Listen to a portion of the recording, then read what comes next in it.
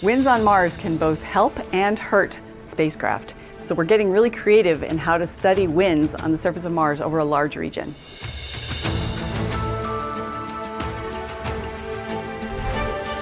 We're here at NASA's Jet Propulsion Laboratory in the Space Flight Operations Facility, also known as the Dark Room.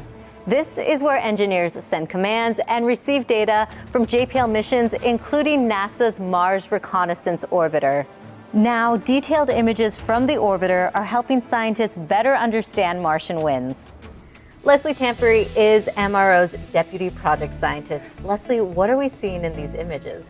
So what you can see here are dark patches on the surface of the ice near the South Polar region. And they're created by gas jets that come from under that ice up through cracks and deliver that dust out onto the ice. And the wind will carry that dust and lay it on the surface, forming these fans. And what we can do with this information is we can look at the directions and the sizes, and we can try to understand what the wind field is doing. And I understand that volunteers played a large role in this research. Yes, they did. We have taken about 75,000 images over all of Mars with our MRO HiRISE camera. We used citizen scientists, 80,000 volunteers, to map these fans and map their directions and sizes. Why is it important to study wind direction on Mars?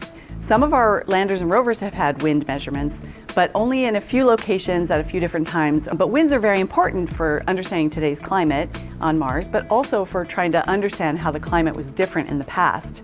We also have huge dust storms that occur on Mars sometimes. But we don't understand why some storms become global and some don't. So we're trying to understand the wind field to try to put all these pieces together to understand Mars better. And how does that information help protect NASA's spacecraft? Right, it's very important for not only the spacecraft, but probably future human exploration as well. Because dust, it can be dangerous to hardware. For example, on the Perseverance rover, we're fortunate enough to have a wind sensor, and we're measuring dust devils. And a couple of these dust devils and wind events were so large, they picked up not only dust, but bigger particles, sand-sized particles. And in fact, some of the wind sensors were damaged on the Perseverance rover. In other locations, we see hardly any dust devils. For example, the InSight lander has solar panels.